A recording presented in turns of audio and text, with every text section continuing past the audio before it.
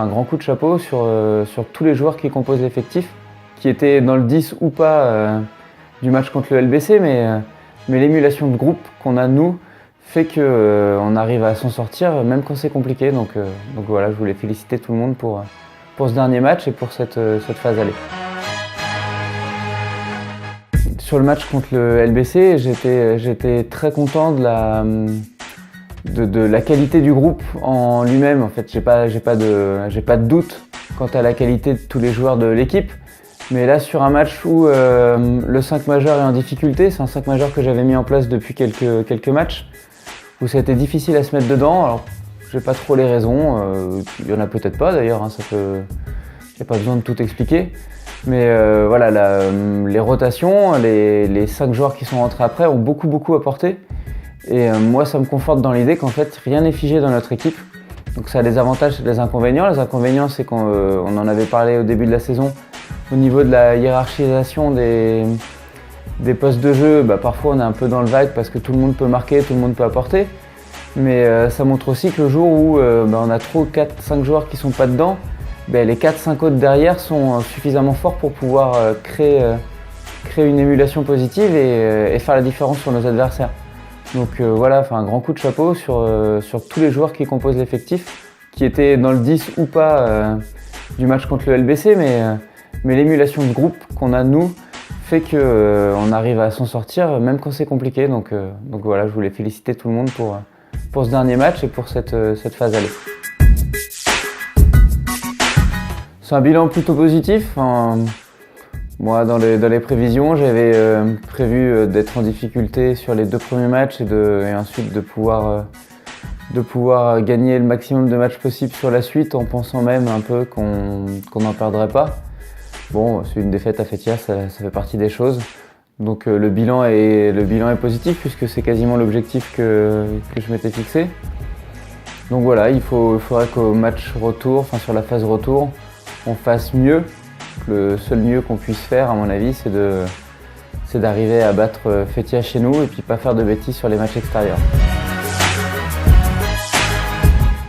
Sur cette journée, il y a eu des résultats qui ont été un peu particuliers. Après, voilà, il y a Couzex qui va perdre à Aix. On sait très bien que Couzex, c'est pas la même équipe chez eux qu'à l'extérieur. Pas parce que c'est pas les mêmes joueurs, mais je pense qu'ils ont chez eux une dose de confiance qui est beaucoup plus importante. Et c'est une équipe qui est très dure à manœuvrer chez elle et qui est un peu plus manœuvrable sur leurs déplacements. Donc cette victoire à Aix. Puis Aix avait une équipe qui était pas mal quand on avait été joué chez eux. Ils ont quelques bons joueurs, c'est pas trop mal coaché, c'est une équipe qui est intéressante, donc c'est un résultat qui est surprenant, oui et non. Voilà, Aix c'est pas mal à domicile, le Couzex c'est pas forcément foufou à l'extérieur, donc ça peut s'expliquer par ça. La vraie surprise de cette journée, c'est la victoire de Bénévent au CSP, même si apparemment le CSP était dans des conditions un peu particulières, puisqu'ils ont un joueur blessé, un autre absent et puis un joueur suspendu. Donc sachant que quand ils sont venus chez nous, ils étaient 8 je crois, 8 ou 9. Si c'est 3 gros joueurs qui leur manquent, ça fait déjà forcément une grosse qualité en moins sur leur équipe. Donc voilà, après Feytiat qui perd de 20 points contre Bergerac, il faudra voir le match pour pouvoir en tirer des conclusions. Est-ce que Bergerac a dominé tout le long et a géré son avance? Est-ce que ça s'est un peu arraché et puis terminé sur 20 points? On ne peut pas savoir, mais de toute façon, Bergerac, on sait que c'est une très grosse équipe, donc pas trop de grosses surprises là-dessus. Ça, c'est une question qui est compliquée, je me la pose et j'essaye de réfléchir là-dessus. On va essayer de pas trop couper pendant les vacances, au moins réussir à maintenir une séance entre Noël et le 1er janvier. Et puis réattaquer de manière un peu physique le début d'année 2019. On a déjà un match amical de prévu dès le week-end de reprise. Et puis après, ça va être long parce que je crois qu'on a notre premier match que le week-end du 19. Donc il va nous rester quasiment 3 semaines après notre match amical pour pouvoir reprendre.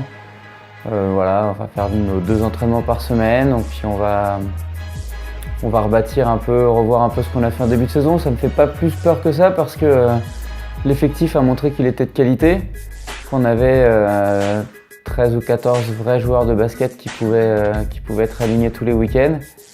Et puis physiquement, on a mis tellement de temps à se mettre en route que je pense que notre creux de milieu de saison n'arrivera pas tout de suite.